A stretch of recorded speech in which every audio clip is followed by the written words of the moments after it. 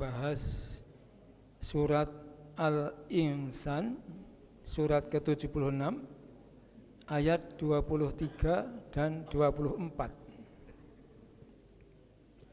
Surat Al-Insan ayat 23 dan 24. Surat Al-Insan surat ke-76 juz 29.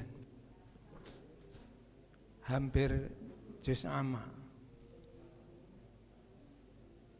Ayat 23 dan ayat 24. Ya, sudah ketemu. Ini sebagaimana disampaikan oleh Pak Haji Hambali yang lalu tentang Al-Quran yang turun sedikit demi sedikit. Ya.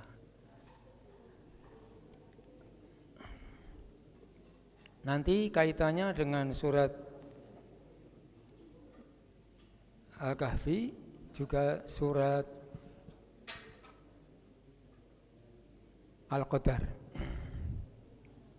Saya bacakan, A'udzubillahi minasyaitonirrajim.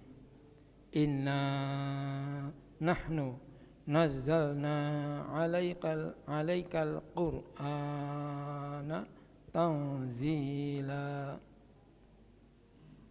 fasbir li hukmi rabbika wala tuti' minhum athiman au kafura. Inna asalnya innana, sungguh kami Allah, nahnu diperjelas lagi, kami Allah. Ini memakai kata ganti nahnu karena proses turunnya Al-Quran itu meliputi 3 pihak, Allah, malaikat Jibril, dan Rasulullah Muhammad sallallahu alaihi wasallam. Ayat 23. Inna, sungguh kami Allah, nahnu, ya kami Allah, nazzalna, kami telah menurunkan, alaika kepadamu hai Rasul, Al-Qur'ana, Quran ini, tanzila, dengan turun sedikit demi sedikit, berangsur-angsur. Bapak-bapak, ibu-ibu, kata kerja bahasa Arab turun itu nazala. Nazala itu turun. Tapi kalau menurunkan itu bisa menjadi nazzala. Huruf za-nya ditasydid. Tapi bisa juga dari nazala tadi ditambah hamzah di depannya menjadi anzala. Seperti inna anzalna, sungguh kami telah menurunkan, inna anzalnahu fi lailatul qadar, sungguh kami telah menurunkan Quran di malam Lailatul Qadar. Kalau anzala itu menurunkan sekaligus, maka Quran itu diturunkan sekaligus di Lailatul Qadar, yaitu malam-malam ganjil di 10 akhir bulan Ramadan. Jadi itu turun dari Lauhul Mahfuz ke langit bumi.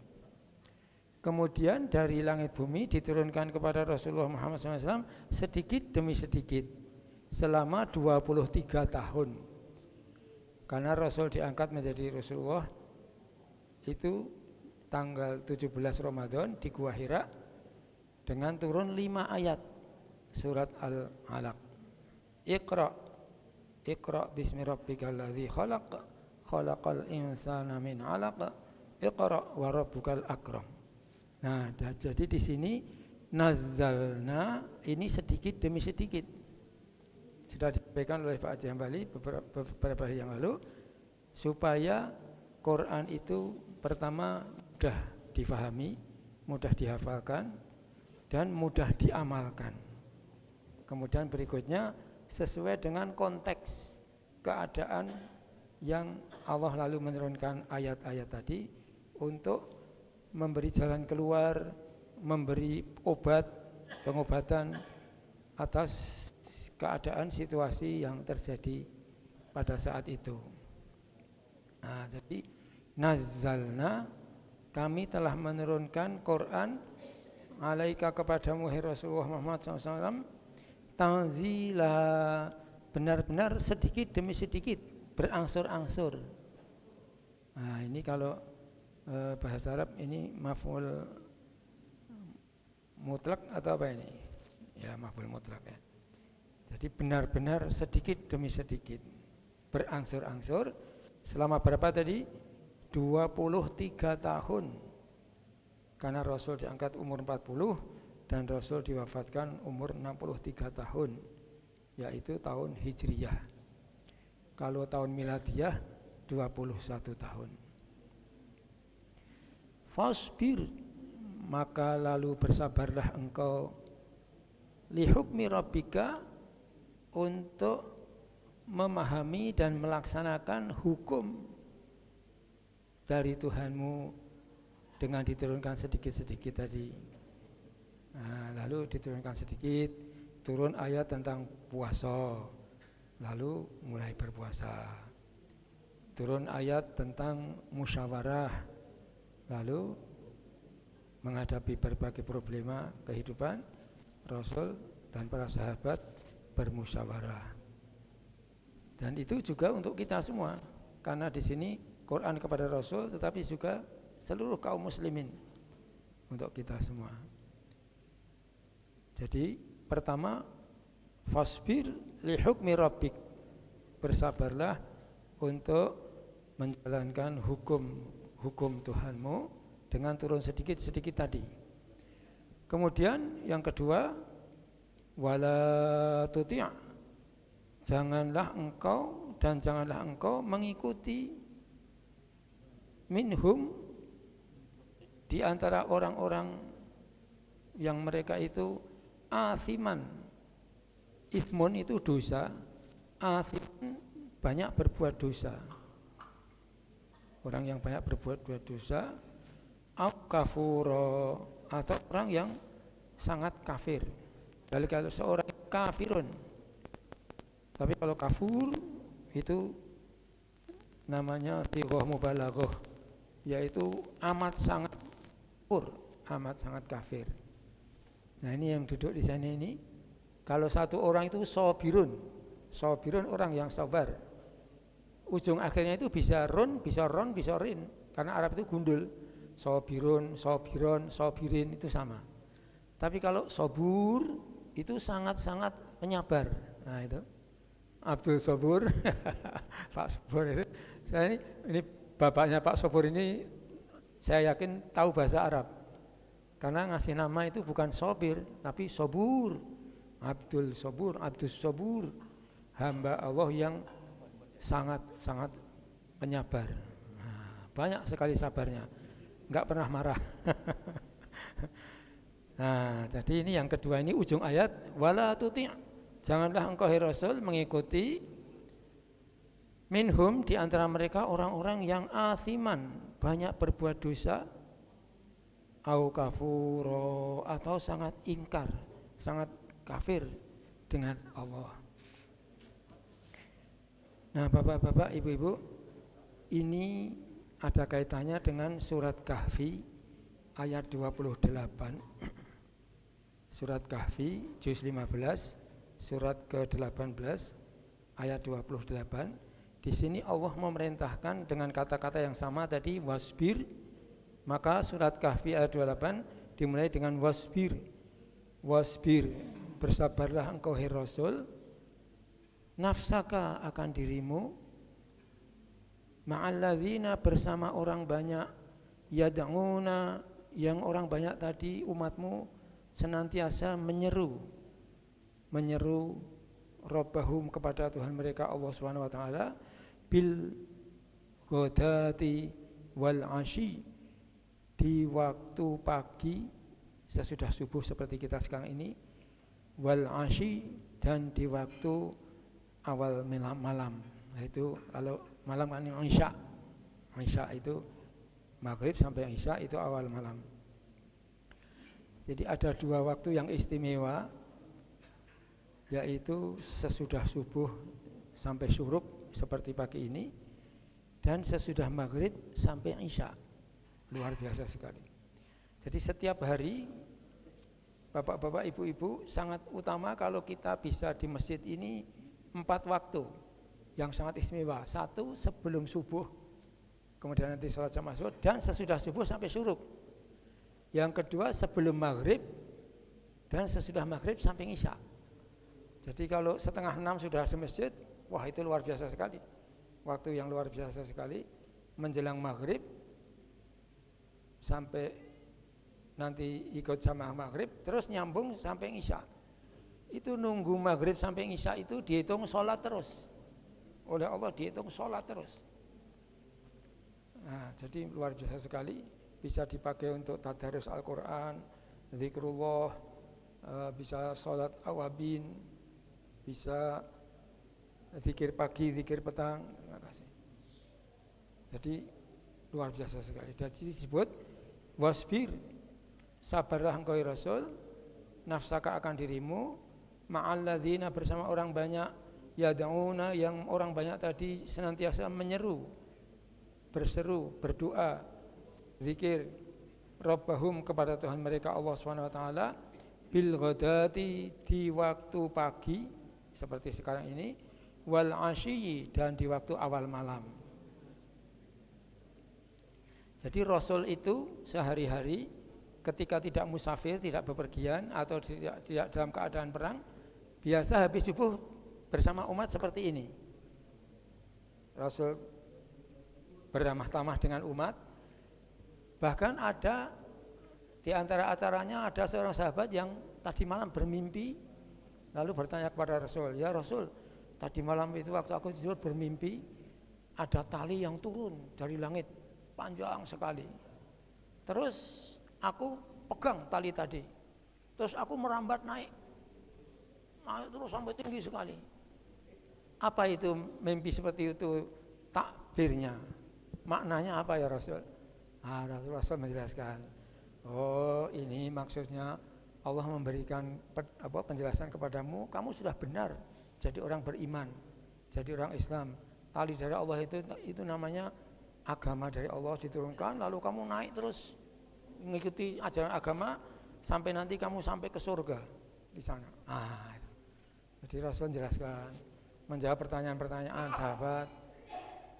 Terus dalam sejarah dikisahkan di luar pintu masjid ketika Rasul tadi menjelaskan seperti itu, banyak anak-anak, ibu-ibu, pembantu-pembantu rumah tangga yang datang membawa kendi-kendi berisi minuman yang akan diminum oleh setiap keluarga sehari itu. Lalu Rasul setelah selesai bersama sahabat-sahabat, ayo masuk sini, masuk kendi-kendi yang berisi air bawa sini semua. Lalu Rasul memasukkan tangannya ke kendi-kendi tadi. Nah ini seperti dimasukkan, memberkahi. Jadi kalau kita khataman Quran ada air-air yang dikumpulkan dibacakan, ya ini sama. Rasul memasukkan tangannya diberkahi air-air tadi. Wah mereka pulang, ini air sudah diberkahi Rasul. Jadi kemudian nanti sekitar habis syuruk, Rasul keluar dari masjid ke tempat istrinya membantu kesibukan istri. Nanti sekitar jam 8 kembali ke masjid lagi, lalu memberikan kuliah. Nah sampai sekitar jam 11 atau setengah 11, lalu Rasul istirahat sebentar. Kemudian nanti jamaah zuhur. Nah orang-orang seperti Abu Hurairah yang hidupnya di masjid, Abu Hurairah ini tidak punya rumah, hidupnya di masjid, namanya ahli sufah.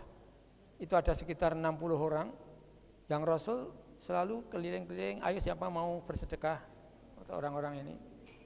Nah, seperti Abu Hurairah itu dapat informasi banyak sekali dari Rasul, karena Abu Hurairah itu rajin mengikuti kuliah Rasul tadi. Abu Hurairah itu hanya 3 tahun menjadi muslim, lalu wafat. Nah 3 tahun mendapat informasi yang banyak sekali dari Rasul, karena selalu menyertai Rasul dalam majlis ilmunya. Nah jadi di sini Rasul diperintahkan Allah untuk menyertai orang-orang tadi, yaitu orang-orang yang selalu menyeru kepada Allah, mengharapkan ridha Allah, bil ghadati di pagi hari, wal asyi dan malam hari, yuriduna mereka mengharapkan wajhahu ridha Allah.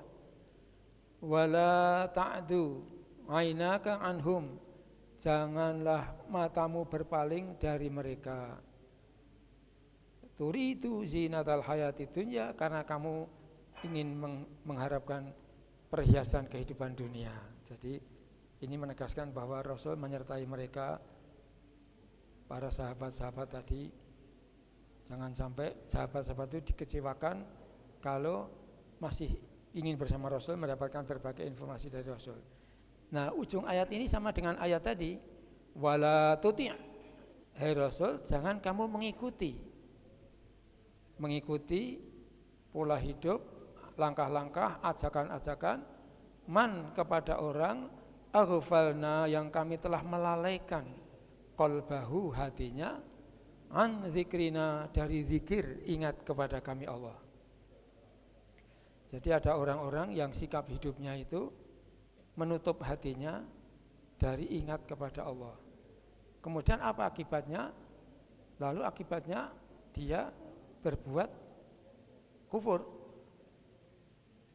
Lalu dia mengikuti hawa nafsunya. Nah ini, wattaba'a, dan orang yang melalaikan hatinya dari ingat kepada Allah tadi, lalu mengikuti hawa nafsunya.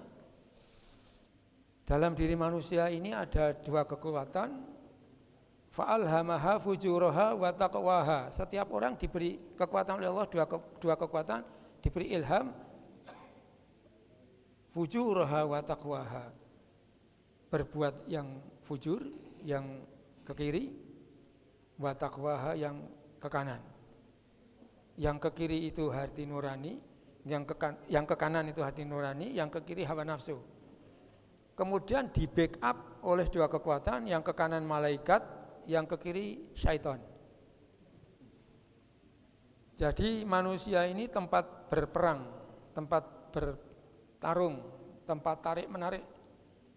Hati nurani ke kanan, kebaikan, selalu baik. Maka enggak ada penjahat yang ditanya ngaku.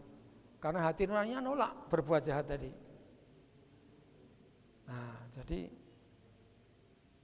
penipu ditanya, pencuri ditanya enggak ngaku.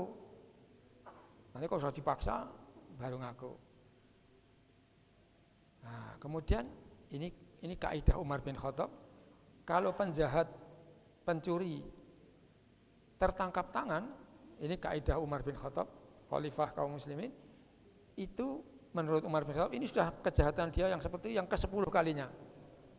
Penjahatnya mesti ngaku, ini baru sekali, aku mencuri, ini baru sekali. Tapi Umar bin Khattab mengatakan, ini kalau ketangkap basah begini, ini sudah ke-10 kali. Nah, jadi setiap manusia itu oleh Allah diberikan ilham, fa'alhamaha fujuraha wa taqwaha, diberikan ilham untuk fujur ke kiri, wa taqwaha yang ke kanan. Yang ke kiri tadi hawa nafsu, di backup oleh syaitan. Yang ke kanan hati nurani, di backup oleh malaikat. Malaikat yang menyertai kita ini 4, raqib atid dan malaikat hafadzoh, depan dan belakang manusia. Nah, jadi masya Allah di sini ayatnya ini sama dengan ayat tadi, wattaba'a, ikutilah. Pertama, wala tuti', jangan engkau mengikuti man, orang aghfalna qalbahu, yang kami Allah telah melupakan hatinya, an zikrina, dari ingat zikir kepada kami. Kalau manusia lupa kepada Allah, maka yang masuk syaitan tadi. Wattaba'a hawahu, dan ia mengikuti hawa nafsunya. Wa kana, dan adalah dia itu amruhu furuto, keadaannya selalu melampaui batas-batas agama dia langgar, dia lampaui. Nah, bapak-bapak, ibu-ibu, saya kira sampai di sini sebagai pendahuluan. Pada awal tadi, Quran itu oleh Allah diturunkan dengan kata-kata inna anzalnahu fi lailatul qadr. Sungguh kami telah menurunkan Quran, dengan kata anzala itu menurunkan sekaligus, yaitu dari Lauhul Mahfuz ke langit bumi, yaitu di Lailatul Qadar, malam yang penuh berkah, suruh nyari di hari-hari malam ganjil di 10 hari terakhir Ramadan. Tapi lalu nazzalna Quran alaika, kepada ya Allah, ya Rasul, tanzila, turun kepadamu secara bertahap, sedikit demi itu dengan kata nazzala, sedikit demi sedikit. Itu dimulai 17 Ramadan.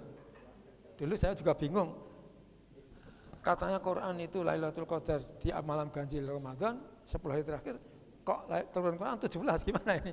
Ternyata dijelaskan oleh para ustadz di masjid sini, yang 17 itu yang turun sedikit demi sedikit tadi. Supaya apa? Supaya mudah dipahami, dihafalkan, dan diamalkan.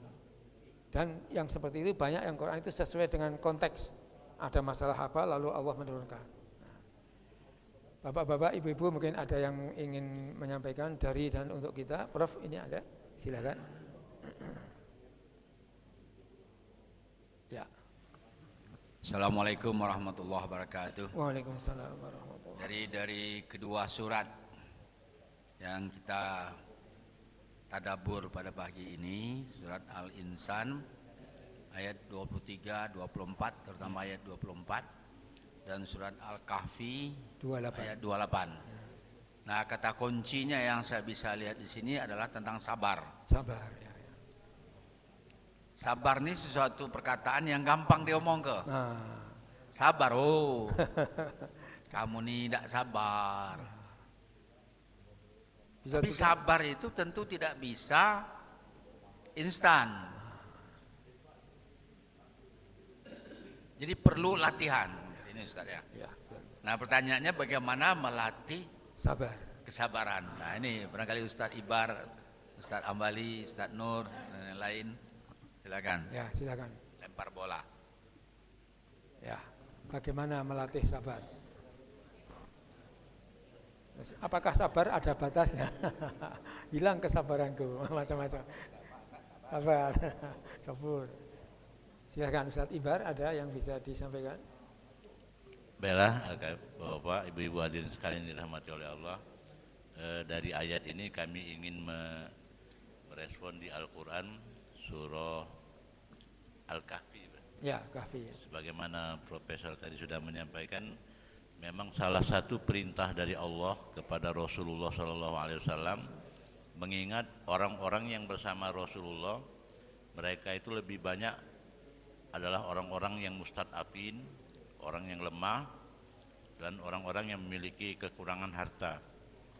Maka perintah Allah kepada Rasulullah di Al-Quran surah Al-Hijr itu adalah wahfid janahaka lil mu'minin, dan berendah dirilah kamu terhadap orang-orang yang beriman. Maka Rasulullah mengetahui perintah ini kepada orang-orang yang beriman agar lebih berhati-hati terhadap mereka orang-orang yang lemah.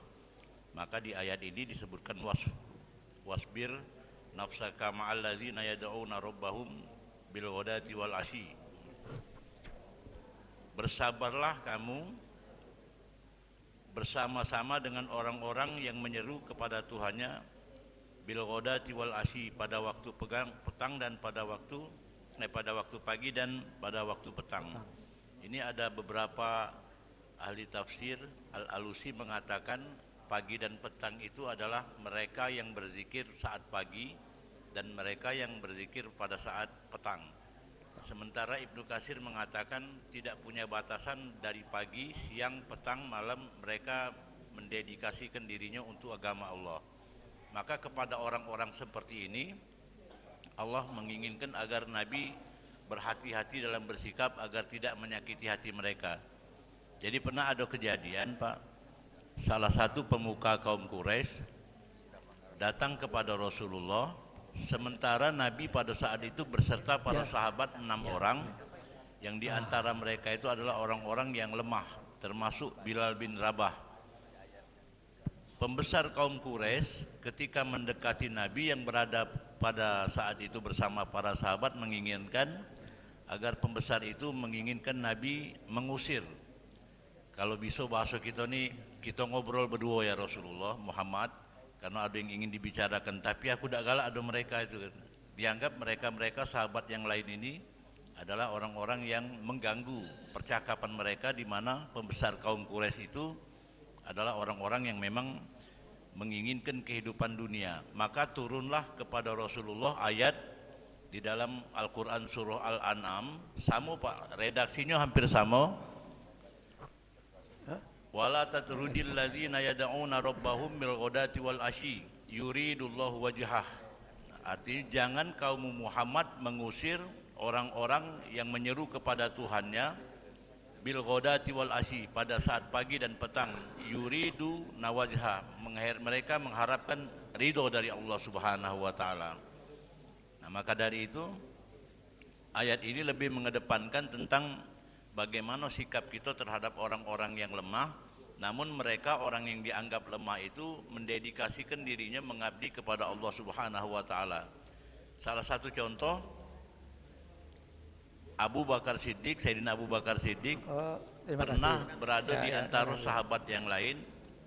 Kemudian ada Abu Sofyan, pada saat itu belum menjadi seorang muslim, dan ketika itu maka Bilal bin Rabah dan sahabat yang lain mengatakan kepada Abu Sofyan pada saat itu bahwasanya apakah pedang-pedang Allah ini tidak berfungsi untuk menyerang musuh-musuh Allah. Ternyata perkataan mereka itu didengar oleh Abu Bakar Siddiq. Lantas Abu Bakar Siddiq berkata kepada sahabat, mengapa kalian berkata demikian? Artinya Abu Sofyan pada saat itu dianggap tamu terhormat karena mereka adalah pembesar kaum Quraisy. Maka Abu Bakar mengadu kepada Rasulullah, ya Rasulullah, itu para sahabat bahasa kita ini mungkin baik, kurang ajar dengan tamu kita Abu Sofyan itu. Walaupun mereka orang kafir, tapi perkataan yang diucapkan oleh para sahabat yang lain termasuk Bilal itu sangat menohok, sehingga mereka berkata sesungguhnya pedang Allah belum selesai memerangi musuh-musuh Allah. Maksud Abu Bakar bercerita kepada Rasulullah agar ada pembelaan dari Nabi, Pak. Ternyata kata Nabi, wahai Abu Bakar, perkataanmu itu membuat mereka marah. Kalau mereka marah karena perkataanmu, tentunya engkau telah membuat Allah marah. Mendengar perkataan Nabi, maka Abu Bakar kembali kepada para sahabat, wahai sahabatku, kata Abu Bakar, apakah kalian marah kepadaku? Maka kata sahabat yang lain, tidak wahai Abu Bakar, semoga Allah mengampuni dosa-dosamu. Artinya dalam hal ini, dari ayat ini bisa kita lihat bahwasanya mereka-mereka yang mengabdikan dirinya kepada Allah, seperti kalau kita di sini Pak, kita bisa lihat seperti Ustadz Nur yang mendedikasikan dirinya untuk perjalanan agama Allah ini. Patutlah untuk kita jadikan mereka itu sebagai orang-orang yang kita kedepankan dalam urusan agama, termasuk Ustadz Burhan juga, Pak.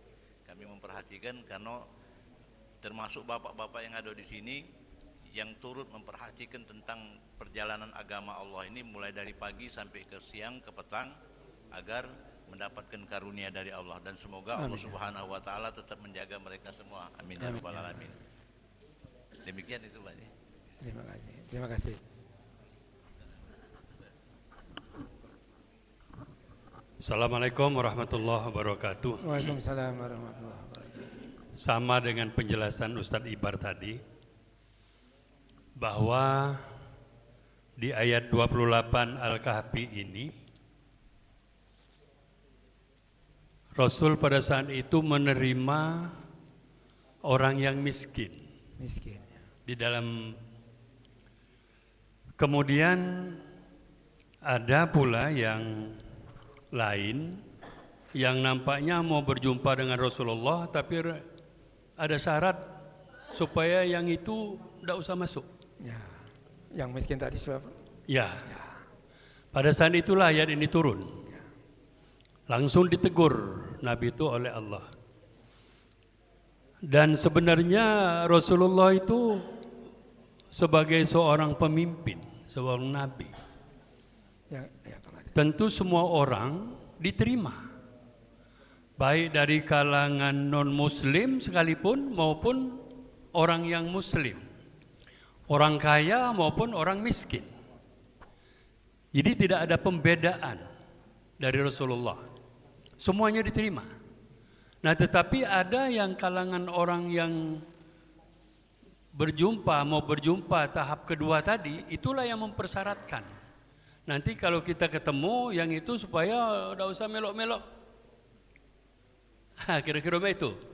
Jadi pergi ke dulu dia, baru kamu tuh nerima kami, kira-kira itu kan. Nah di situ Rasul itu diajarkan, jadi orang yang lebih mulia itu adalah orang yang lebih takwa.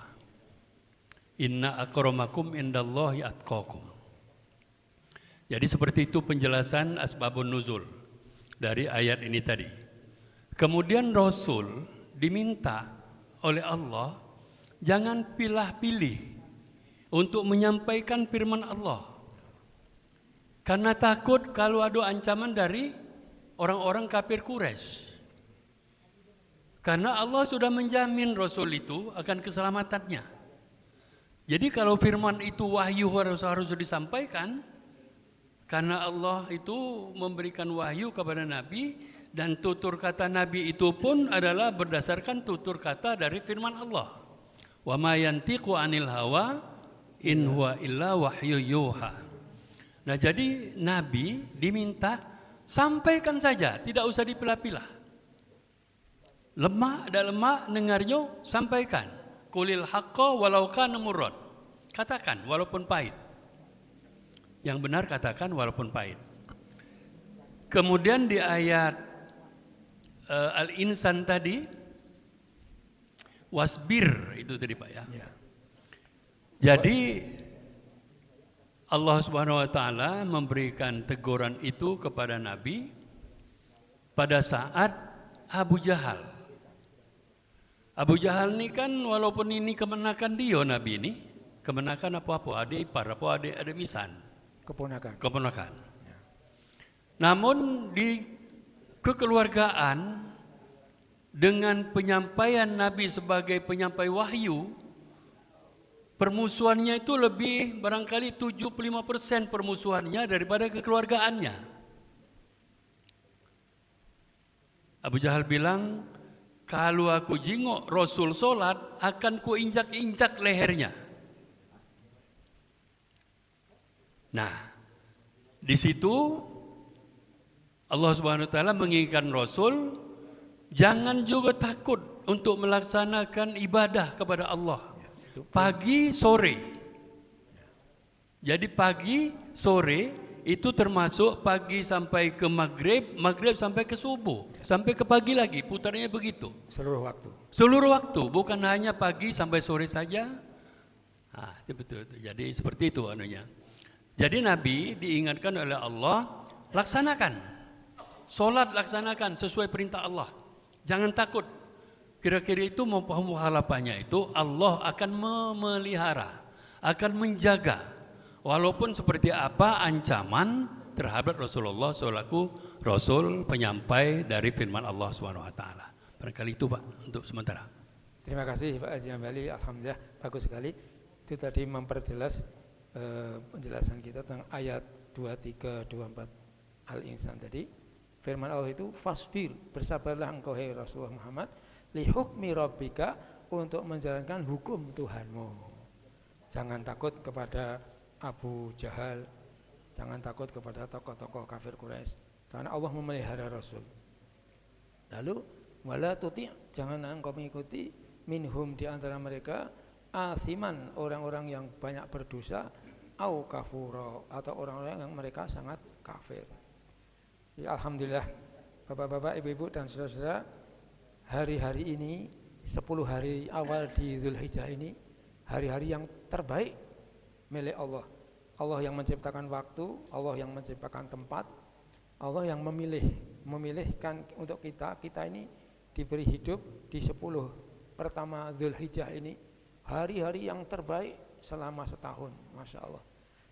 Mulai tanggal 1 sampai nanti 10 Zulhijjah, Idul Adha, bahkan masih ditambah 11, 12, 13 hari-hari tasyrik.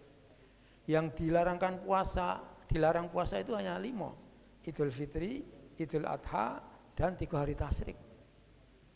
Mulai 1 Zulhijjah kalau kita bisa berpuasa terus sampai 9, Masya Allah luar biasa sekali. Kalaupun nggak bisa, ambil 1 hari, yaitu hari Arafah. Tanggal 9 nanti hari Kamis, jangan sampai tidak puasa Pak. Silakan. Nah, sudah Pak Ambai silakan. kata Rasul itu kita mendapatkan 2 tahun ampunan dari Allah. Tentunya ampunan dari dosa-dosa yang tidak perlu kafaroh ya. Ya, setahun sebelumnya dan setahun yang akan datang. Jadi yang akan datang pun dimaafkan oleh Allah. Jangan sampai nggak puasa hari Arafah. Kalau bisa ditambah tanggal 8-nya hari Tarwiyah. Nah, jadi kalau mulai hari ini nanti 3 hari, Selasa, Rabu, Kamis. Jadi luar biasa. Terus beramal apapun ditingkatkan. Karena ini hari-hari yang terbaik. Yang terbaik, kita ini diberi hidup oleh Allah di hari-hari yang baik. Termasuk tadarus kita, kajian kita, memahami Al-Quran ini luar biasa sekali. Nah, kembali ke sabar yang Prof. Edi sampaikan tadi. Sabar itu bagaimana melatihnya? Salah satunya dengan puasa, Pak. Puasa ini betul-betul melatih kesabaran. Puasa itu bukan hanya fisik, tapi juga puasa rohani. Masih luar biasa sekali, Masya Allah. Secara fisik itu kita menahan makan, menahan minum, menahan berkumpul suami istri.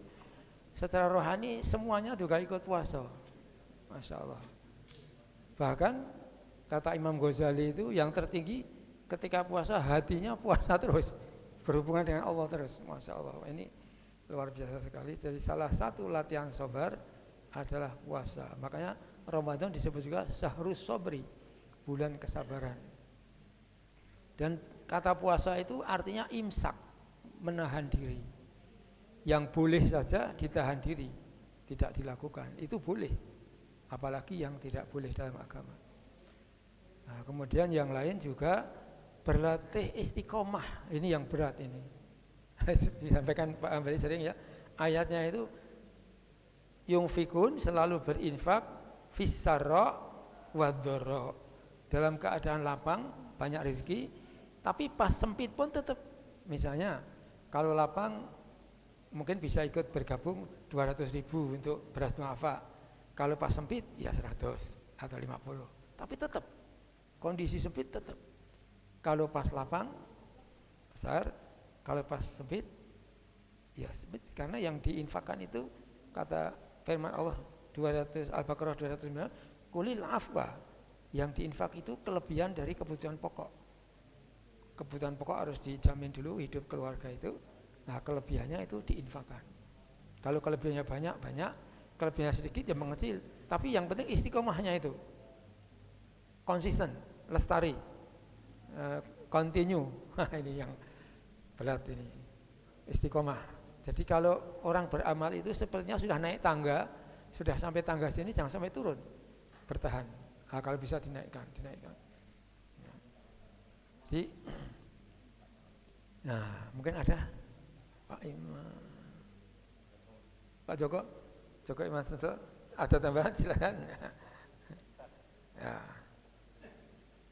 Atau siapa saja silakan. Ibu-ibu ada? Ya. Melatih sabar. Nah, jadi latihan yang penting ini Rasul juga mengatakan amal yang paling disukai Allah itu yang terus menerus walaupun sedikit. Nah, Rektor UIN Palembang kan barusan dilantik oleh Pak Menteri Agama, yaitu Profesor Muhammad Adil, pernah juga khutbah di lapangan kita. Salah satu pesan Pak Menteri Agama itu supaya Pak Rektor menghadapi para mahasiswa atau sesama itu perlu kesabaran, supaya Pak Rektor ini punya amal-amal yang kontinu, yang menjadi pegangan, jadi wirid. Nah itu kekuatan Pak Menteri Agama ini luar biasa sekali. Beliau itu setiap Senin Kamis puasa terus. Dan Pak Adil juga tahu Pak Menteri Agama ini juga olahragawan. Dulu Pak Adil ini S3 di Jakarta, S2 Jakarta, sering ketemu Pak Nasaruddin Umar, olahraga bersama beliau. Konsisten. Nah termasuk bukan hanya amal-amal rohani, amal fisik pun juga konsisten kan. Olahraga seminggu minimal 3 kali. Karena kekuatan kebugaran badan kita ini 2 kali 24 jam. Hari ketiga gerakkan lagi. Nah jadi baik gerak fisik maupun gerak rohani itu yang penting adalah istiqomah. Nah, misalnya bapak-bapak, ibu-ibu bisa sebelum tidur pokoknya apapun kesibukannya baca sajdah dan al-mulk. Apapun kesibukannya, konsisten. Nah, sudah dipelihara terus. Ini yang paling berat itu istiqomah. Ini melatih kesabaran.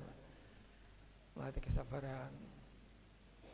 Termasuk ada orang-orang tertentu yang selalu memilih kata-kata dengan tepat, jangan sampai menyakitkan orang.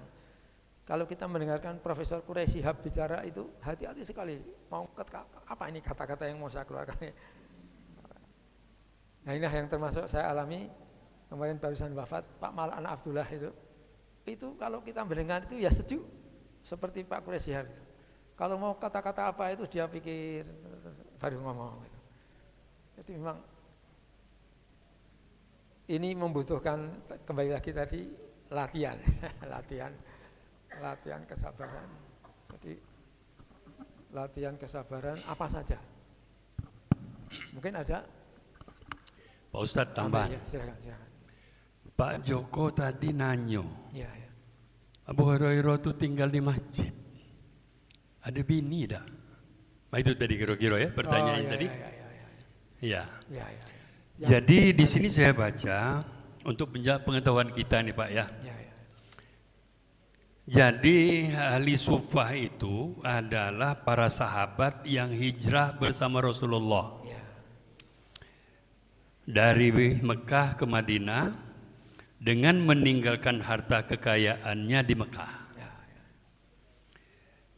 Madinah ya, di Mekah dan di Madinah. Mereka hidup sebagai orang miskin, tinggal di samping masjid bersama Rasulullah yang tidurnya di atas bangku dengan memakai supah. Supah itu pelana unta. Kudo itu, pelana unta ya. Jadi kalau di berjalan pakai pelana, kalau malamnya pelana itu dibuat untuk tidur.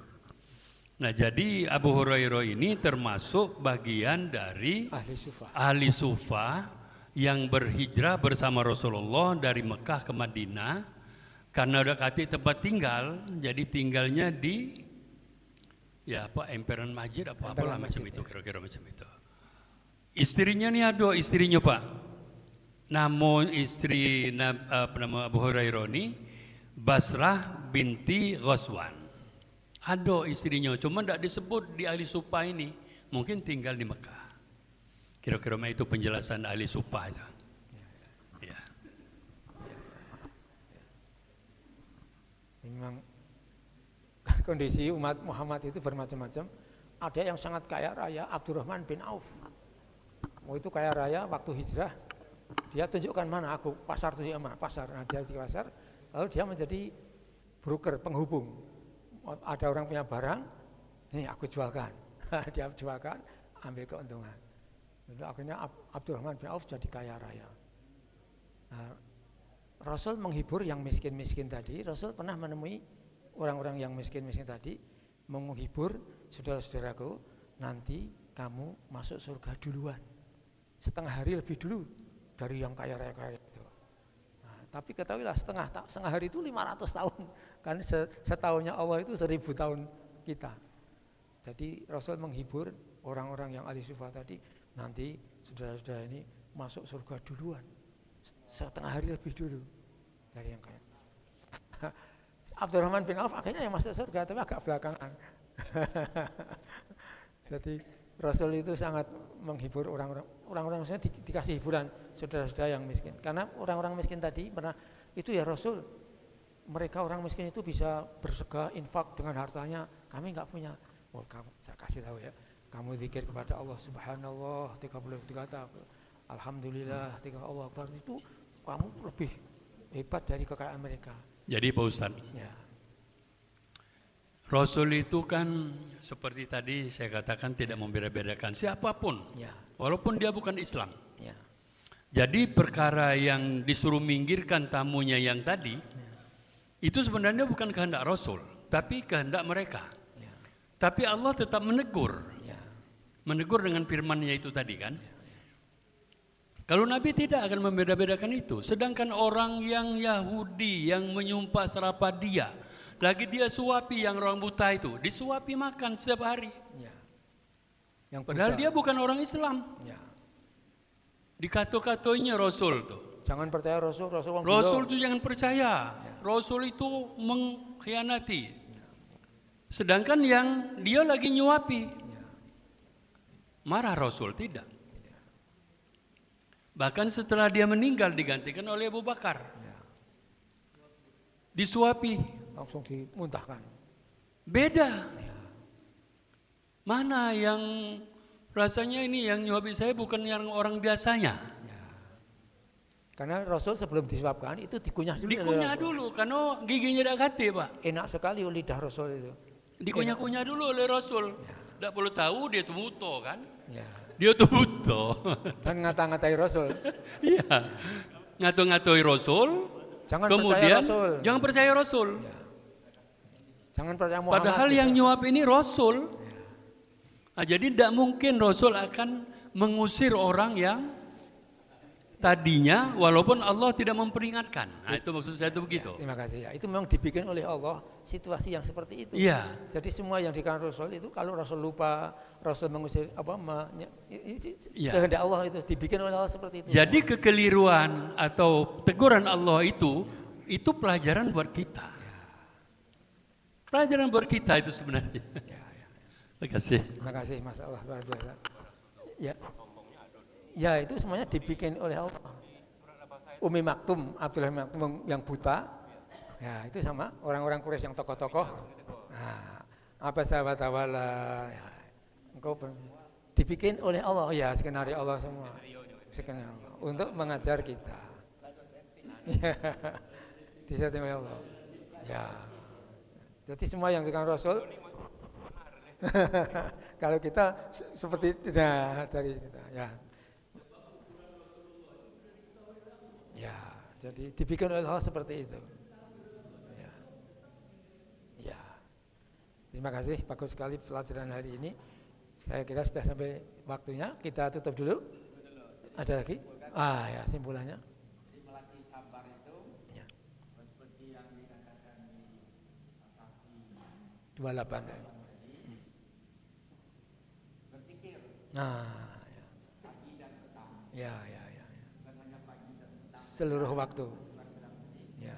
ada pagi, Ya. petang, dan malam hari itu ada juga ayat-ayat Al-Quran bangun tengah malam, zikir, Ya.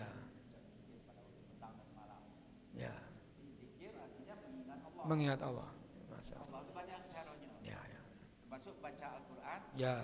mentadabbur Al-Quran, seperti kita ini Zikir. Salat juga zikir. Salat, Zikir. zikir. Seluruh ibadah Juga, zikir. apa namanya, kita baca Tasbih. tasbih, tahlil, tahmid, Ya, itu zikir. Ya. Ingat Allah intinya. Allah pada waktu pagi dan petang, Ya. dan mencontoh Rasulullah. yang dibaca Pak Ambali, di mana Rasulullah sabar, Ya. di mana dicercaan Ya. orang-orang kafir, cercaan orang Yahudi dan disuapin. Masih. Kalau kita ini,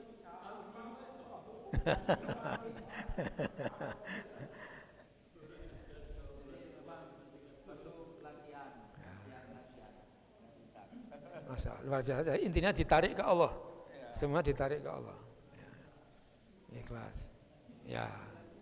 Ikhlas lagi. Terima kasih. Mudah-mudahan kita semuanya mendapat pertolongan Allah untuk menjadi orang-orang yang ikhlas.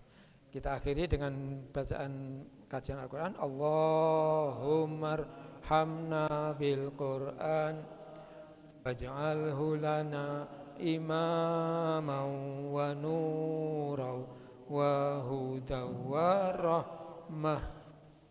Allahumma dzakkirna minhu ma nasina wa 'allimna minhu ma jahilna warzuqna tilawatahu ana al-laili wa atrafan nahar waj'alhu lana hujjatan ya rabbal alamin.